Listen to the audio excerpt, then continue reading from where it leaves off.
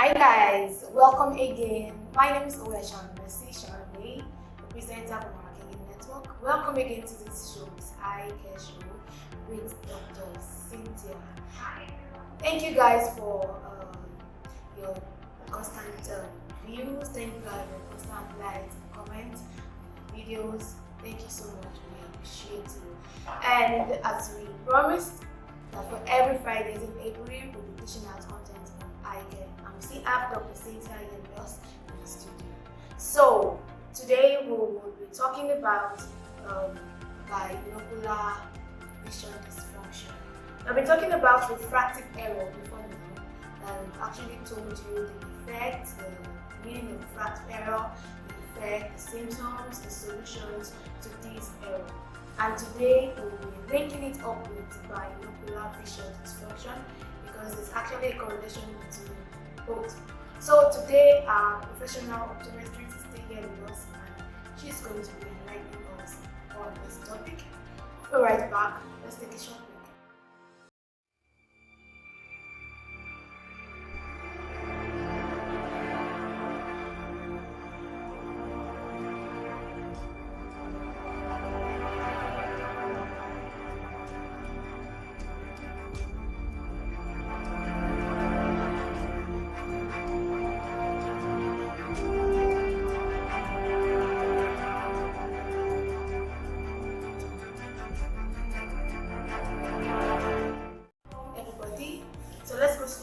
Into what we are here today. My name is Dr. Cynthia, here with us in the studio, a professional, like an expert. Yes, she has so many awards to her name. So, Dr. Cynthia, welcome to the studio. Thank you very much. Alright, so quickly to the questions we have here. What is binocular vision dysfunction? Okay, first of all, I would like to explain what binocular vision is. Now, the eye works as a process. For you to see an image, there must be what we call eye teaming, eye fusion. The two eyes must fuse to see that thing as one. There must be coordination, eye movement, eye focusing, even depth perception, for you to know the extent of that object or of that thing you're seeing.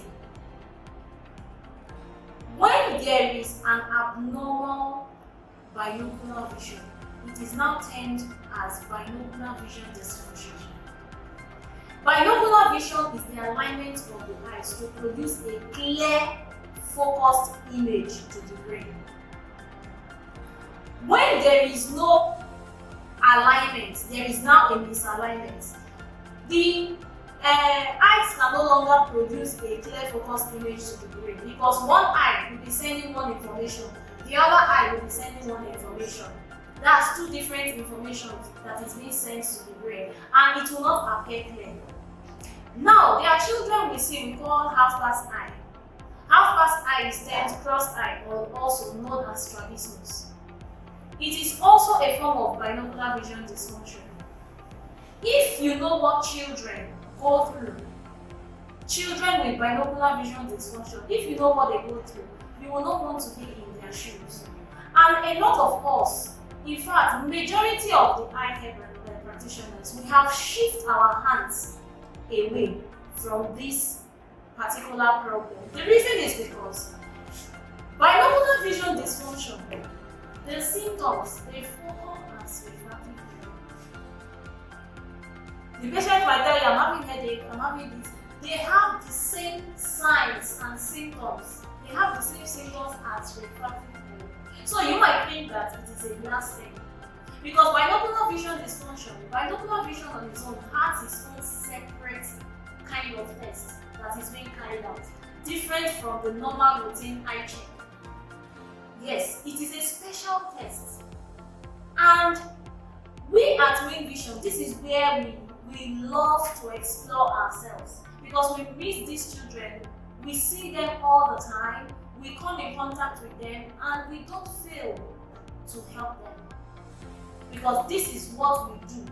we find so much joy in doing that. Children, you see your child telling you, Daddy, I cannot see.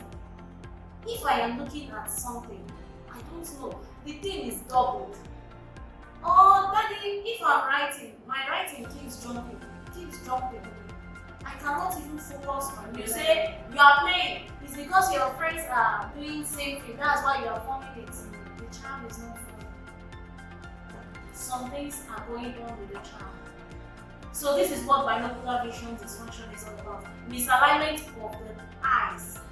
When there is misalignment, the brain cannot fuse. They cannot produce a clear, focused image. Wow, that's a lot. So when the eye cannot, when the brain cannot actually get information from the eye, with a team, they must actually work together as a team. So when one eye is bringing something else, another eye is bringing something else, on the same object you're looking at, then there's one need to stay the discussion. So thank you so much. So now, what are the different causes of this dysfunction? What are the causes? Alright. Now, the causes of binocular vision dysfunction, they are so much. And also, they seem more or less like refractive error. Yes, they seem more or less like refractive error. That's why it is always necessary, especially for children, younger adults. It is always good when they come into your clinic. It's not all about the routine eye tests.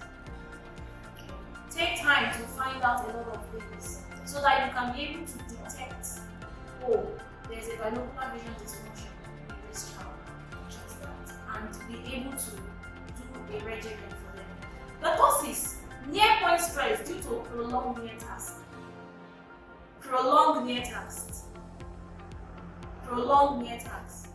Poor general hygiene, poor general health, chronic fatigue syndrome, bad flu, even medications. Your antihistamine, your Ritalins, they can be a cause of binocular vision dysfunction. High degree of long-sightedness. Remember I said during refractive error, I said that uncorrected refractive error can lead to some form of binocular vision dysfunction. And here we are, a high degree of long-sightedness, a high degree of hyperopia. Refractive error, especially anisometropia. Now, what anisometropia means? It's the two eyes, one eye, they have different refractive power. So, one eye can be +6, the other eye can be +1. Wow. Yes. Difference. Yes, there is a difference in the power. And imagine an eye that is having a +6 and an eye that is having a +1. Oh yes, +6 is greater in power, in strength. Now the eye is seeing one image, but that eye with +6 will be seeing that image larger. And the eye with +1 will be seeing that image smaller. And one thing is, we have what we call different grades of anisometropia. Now, the difference between the two powers is 5. Now, how can the brain fuse such an image? How can the brain fuse such an image? Nystagmus. You see some people that have jerky eyes, their eyes will just be blinking this way. Yeah, non-stop. They can't control it. Cerebral palsy, brain injury, neurologic disorder, stroke, even facial asymmetry. Sometimes you see some people, one eye is higher than the other. Sometimes they are born with it. These and many more are some of the causes of binocular vision. So that means they are born with it, that means that it can be genetic. Yes, it can, definitely. Wow. So there are so many causes of binocular vision dysfunction. I guess the main thing that we need to do is just to regularly check our eye. Regularly check our eye, go to the clinic and they check your eye, to know if you're actually suffering from this. Because even those things that our doctor actually mentioned, talking about the care of the eye itself, how you care for the eye. If you don't care for the eye well, it can actually lead to make you be at risk of having this binocular vision dysfunction. Thank you. All right, thank you so much, ma. Thank you so much. Now, what are then is binocular vision dysfunction dependent? Okay, you mentioned about it being that we being able to how we're able to care for our eyes also determine if we actually can get patterns of binocular vision dysfunction. So, what care of the eyes do you think, or what are you referring to when you care of the eyes? Maybe what's being attributes of binocular vision dysfunction? Binocular vision, I would say, is really dependent on how we care for our eyes. Yes, how we care for our eyes matters, but at the same time, binocular vision dysfunction on its own is more than the mere refraction, is more than the mere routine eye test that we go out to do the eye test. The reason is because binocular vision dysfunction on its own is one part of optometrists we neglect. And a lot of children, a lot of younger adults are suffering from this thing. And at the end, we give them glasses. But glasses, yes, to some extent, can correct.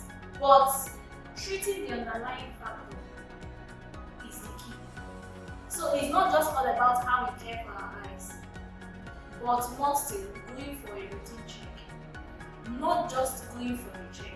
Maybe you can tell your doctor, your optometrist, I heard on the screen that Dr. Cynthia was talking about binocular vision dysfunction. Please, I want you to check my eyes if I have binocular vision dysfunction. So maybe you are now the one to put your optometrist in check.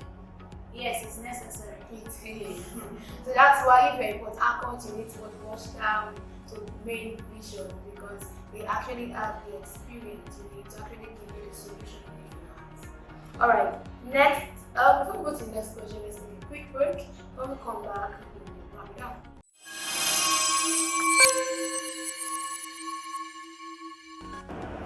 Alright, welcome back again to this episode, and we have just a few questions for Dr. Cynthia and Okay, my question here is that is binocular vision dysfunction, is it age-bound? Like, is it only selected, or is it only for this kind of people? Maybe children, you mentioned children and young adults. Is it only for children and young adults? What about the older? Yes, we always keep mentioning children and younger adults because at this point in our lives, the children and the younger adults, they carry out more of the functions, more of tasks related to near work.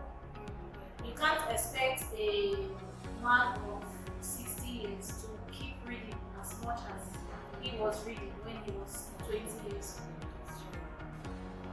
Binocular vision dysfunction